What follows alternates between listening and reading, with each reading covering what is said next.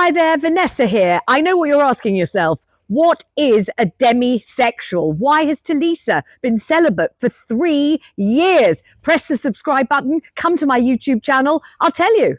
Once you're on a reality TV show, you really have to have done it to realize just how boring it is. If you're not doing a trial in the jungle, you are sitting there for hours and hours and hours, and it's damned uncomfortable. There's a rock sticking up your butt. There's a leech burrowing into your boob. There, your elbows resting on some horrible bit of nasty ground. There's a snake slithering around by your feet, and you're sitting there. And at some point, you start to tell the most obscure facts about your life, your psychology, and the things that you've kept hidden from everyone, including yourself. At some point, it all comes spilling out. And this year's I'm a Celebrity, Barry McGuigan started it with that so sad story of his feelings about his bereavement at the loss of his beloved daughter. And once he'd done that, it was as if the floodgates opened, the psychological dam burst. And now we have Danny Jones and his severe anxiety. We have Oshie Mabuse, who has had to recover with great difficulty from the suicide of a sibling. We have had all kinds of inner thoughts and feelings spilling out into the program. And of course, now we hear that Tulisa of N-Dubs is demisexual. Would Tulisa reveal that she's been celibate for 3 years, that she's really just not into sex? She doesn't feel chemistry and desire, arousal in the same way that most people do. She doesn't just walk into a pub or a crowded room and think, cool, he's hot, she's hot, he's hot. None of that. Because she is a demisexual. She has been celibate. I mean, she hasn't had sex of any kind for 3 whole years. Well, the nation fell back on its sofa, pretty much flabbergasted. What is a demisexual? I mean, it's easy to get it a bit mixed up with Demi Moore. Is it anything to do with her, the actress? Is it something like a demi-tasse of coffee? Like it's very little, so you're kind of tiny sexually or something like that? You've got a tiny sexual appetite? Or is it something like French? We've all learned La plume de ma tante. Quelle heure est-il? 3 heures et demie. Demi. Is it something to do with it being half past your sexual hour?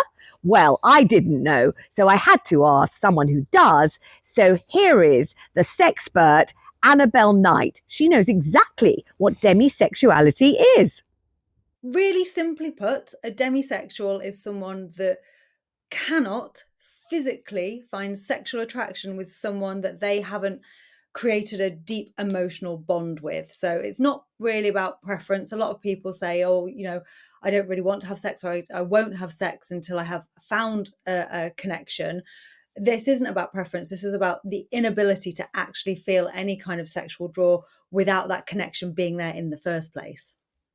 And when was this term coined? I mean, how long have we been a nation with an abundant number of demisexuals? And if it's been going on for a while, how come most of us haven't even heard of it? I think the fact is that most of us fall into what we would say like one of two categories. You're straight, or you're heterosexual, or you're homosexual. And to a lot of people, even the term bisexual is reasonably new, and that has been around for decades and decades.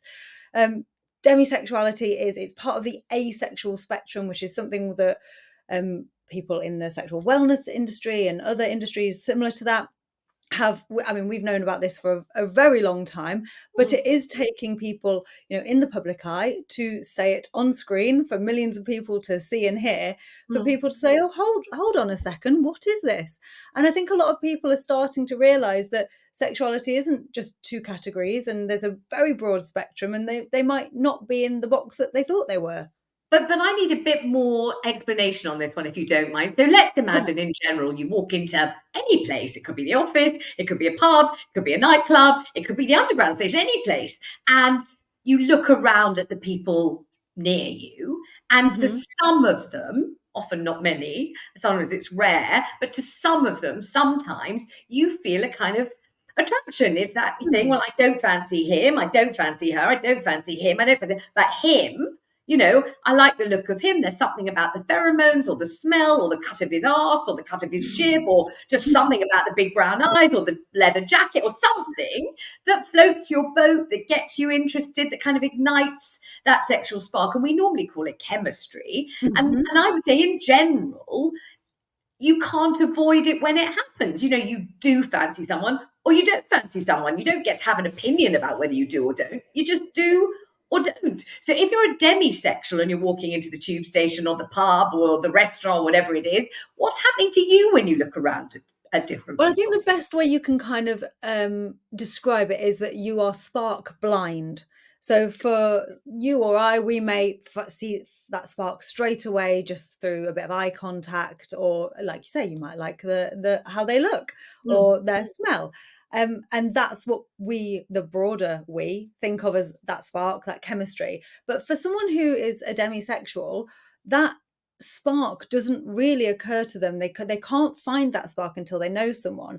And there's a kind of great way of thinking about this, which is, have you ever met someone that you didn't fancy and then you did once you got to know them? They had an amazing personality. They had a way about them after you kind of broke down those initial social walls that you suddenly found attractive. If you've ever suddenly seen someone you've known for a long time in a new light, a sexual light, then that's the best way you can imagine what life is like for someone who falls in the demisexuality spectrum. But you see, I've already read in the papers this morning various columnists, commentators saying, well, most of us are demisexual then, because some of us would like to get it on instantly with a total stranger. Some of us would like to, but feel too guilty to do it, but still want to. But lots of us wouldn't really want to do that. We'd want to have some kind of rapport, some kind of connection, get to know them for a certain number of days, weeks or months, maybe even years, and then get it on, because we would feel more comfortable that way. We'd feel we could trust them. We'd feel that we could give way to wild sexual abandon because we trust them. So that's quite normal, quite common, isn't it? How is demisexual different from that? That is definitely quite common, but for someone who is demisexual, they won't be able to experience sexual pull or sexual kind of enthusiasm for someone without that connection there. So while people like you and I may prefer to do it that way, that's a choice for us. But for someone who is demisexual, the choice is removed. It's actually, they can't find someone sexually attractive without that connection being there. And if you're demisexual, are you kind of demisexual from birth? Is it you've always been that way, or could it be that you've had some kind of horrible sexual encounter that really put you off and now you're demisexual? Well, I think sexuality is something that's kind of inherently ingrained in us. We are who we are. I think if you have always found it impossible to be sexually enthusiastic or attracted to someone without having a much more deeper connection than other people seem to have, then you're probably erring towards being demisexual. If, however, you're thinking, well, I prefer it that way, but I have, of course, felt sexually attracted to someone I've never even spoken to, then you're probably not. All right, final question. The country reeled in shock as beautiful Tulisa said she'd been celibate for 3 years. How usual or unusual is it for attractive people who, seem to have a social life and a large circle of friends and everything else to be celibate? Oh, well, I mean, celibacy, there is a difference between celibacy and abstinence that we've kind of got to acknowledge here. Celibacy largely has religious motivations. So if you are not doing it for any religious reasons and it's a preference or for another reason, you're actually practicing abstinence, not celibacy. And I think quite often we use them interchangeably, but there is a marked difference between the two. And I think people do it for all sorts of reasons.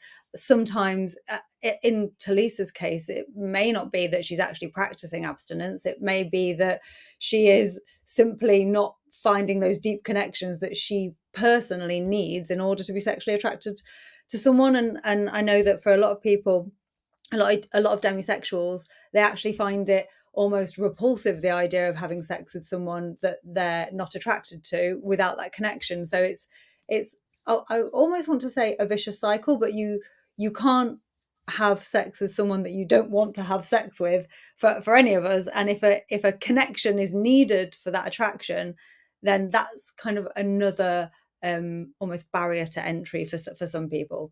Annabelle, thank you so much for joining me and shedding a great deal of light on a somewhat bewildering area of sexuality. Really appreciate it. Thank you very much. Thanks for having me. So that's the sexpert Annabelle Knight on demisexuality. No spark of fancying anyone or anything until you're in a long-term social relationship with them. And finally you think, hang on, wait a minute, have I got stirrings? Have I got leanings? Is my boat being floated by this long acquaintance with someone? It's not an optional thing. It's not you quite fancy waiting to get to know someone. It's an actual impossibility. Your chemical sexual spark cannot be ignited by anyone until you've known them for a very, very, very long time. Socially, quite frankly, it sounds a little bit like what my mum used to tell me to do. I didn't listen, of course. I never listened. I don't think I'm a demisexual. You might be, but now we've cleared that one up. We know our lovely Tulisa even better than we did before.